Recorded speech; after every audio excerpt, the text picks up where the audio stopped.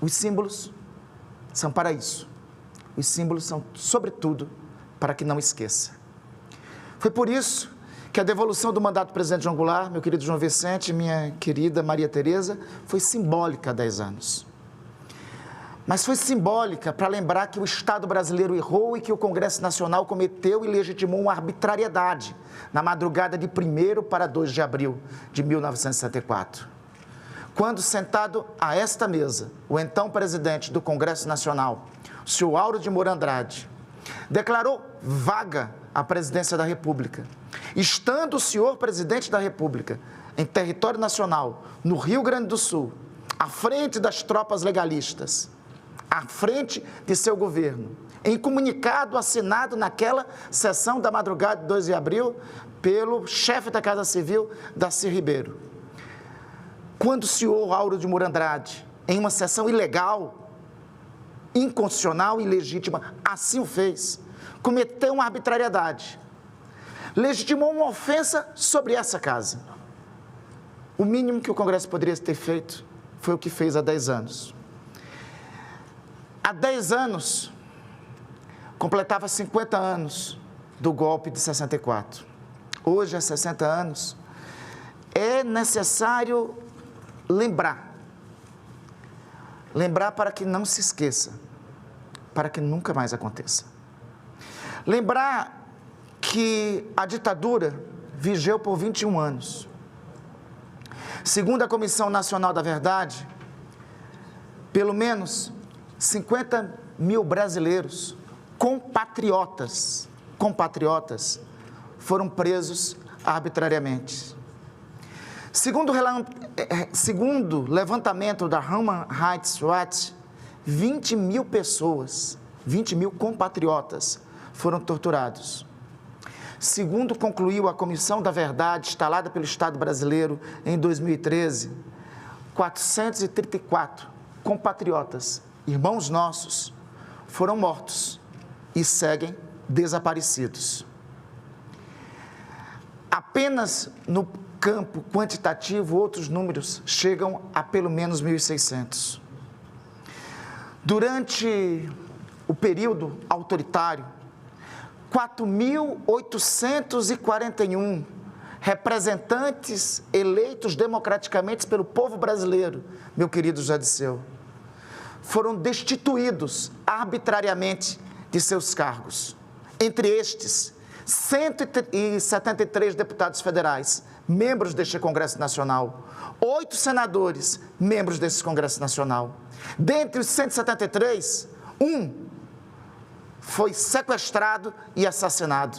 A memória de Rubens Paiva paira sobre aqui o Congresso Nacional, alertando para nós que não pode ser esquecido. Entre senadores caçados, um ex-presidente da República, Juscelino Kubitschek, foi vítima do arbítrio e da violência. Ditaduras, sejam à direita, sejam à esquerda, devem ser banidas, devem ser defenestradas, deve ser sempre lembrado o que foi dito por Ulisses Guimarães na promulgação da nossa Constituição Democrática. Temos ódio e nojo à ditadura, ódio e nojo em qualquer lugar que ela aconteça, sobretudo na América Latina. Dos 16 ministros do Supremo Tribunal Federal da época, 3 tiveram aposentadoria compulsória decretada, 2 saíram em protesto contra o arbítrio. Ditaduras não distinguem posições políticas. Ditaduras ofendem a todos de todas as posições políticas.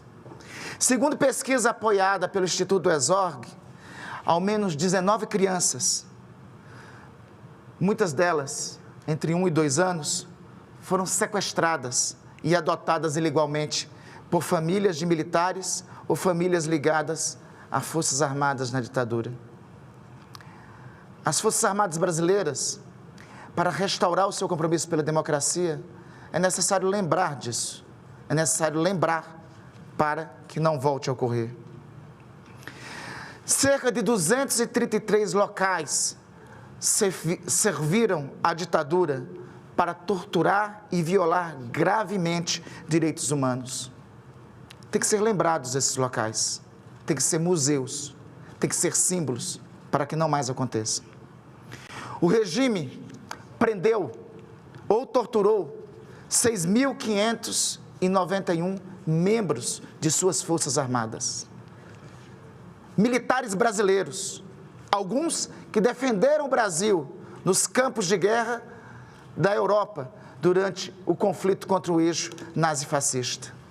A ditadura não distinguiu quem por ela era caçado ou perseguido, seja civil ou seja militar. Este Congresso Nacional foi fechado durante 3 vezes durante o período de arbítrio. O maior período, o maior número de vezes que o Congresso Nacional foi fechado em todo o período histórico, desde a proclamação da República em 1891. Em 13 de dezembro de 1968, o presidente de então, Marechal Cortes Silva, baixou o ato institucional número 5, aprofundando a barbárie que tinha sido inaugurado em 64. O último fechamento do decreto foi pelo então presidente, general Ernesto Geisel, em 1977. A Constituição de 1988 restaurou a democracia. A Constituição de 1988 consolidou um novo período histórico. A ela e a Ulisses Guimarães é necessário sempre lembrá-la. A Constituição de 1988 não estabeleceu o seu artigo 142 como poder moderador. Poder moderador só existiu no regime monárquico. O artigo 142, agora por decisão soberana do Supremo Tribunal Federal, reafirma o que se sabia por óbvio. Lamentavelmente, devido ao último período, é necessário às vezes reafirmar o óbvio. Não existe país democrático do mundo em que o direito tenha deixado às Forças Armadas a função de mediar conflitos entre os poderes constitucionais ou de dar a última palavra sobre o significado do texto constitucional. Poder militar se submete ao poder civil eleito em uma democracia. Assim é na nossa democracia, assim o é em qualquer regime democrático. Destaco aqui o trecho do voto, dentre os votos dos ministros do Supremo Tribunal Federal, destaco aqui o trecho do ministro Flávio Dino sobre a verdadeira interpretação do 142 da Constituição. Com efeito, lembro que não existe no nosso regime constitucional um poder militar. O poder é apenas civil, constituído por 3 ramos ungidos pela soberania popular, direta ou indiretamente. A tais poderes constitucionais, a função militar é subalterna, como, aliás, consta do artigo 142 da Constituição. Da Constituição. Lembro mais uma vez Ulisses Guimarães. Traidor da Constituição é traidor da pátria. Conhecemos o caminho maldito, mandar os patriotas para a cadeia, para o exílio ou para o cemitério.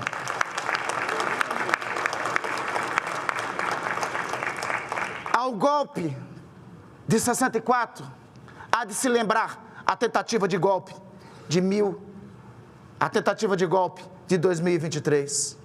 O 1º de abril de 64 tem como filho legítimo a tentativa de 8 de janeiro de 2023. Tem significado de diagnóstico que os atos institucionais do regime autoritário proclamavam, em nome de algo, a legitimidade sobre a Constituição. Tem significado de diagnóstico que a minuta golpista de 2023 busca as coincidências com o ato institucional. A primeira delas, a relativização da legalidade, dizendo que a lei e a Constituição não basta. Em 1964, diziam eles, os processos constitucionais não funcionaram para destituir o governo que deliberadamente procurava bolchevizar o país. Em 2023, devemos considerar que a legalidade nem sempre é suficiente.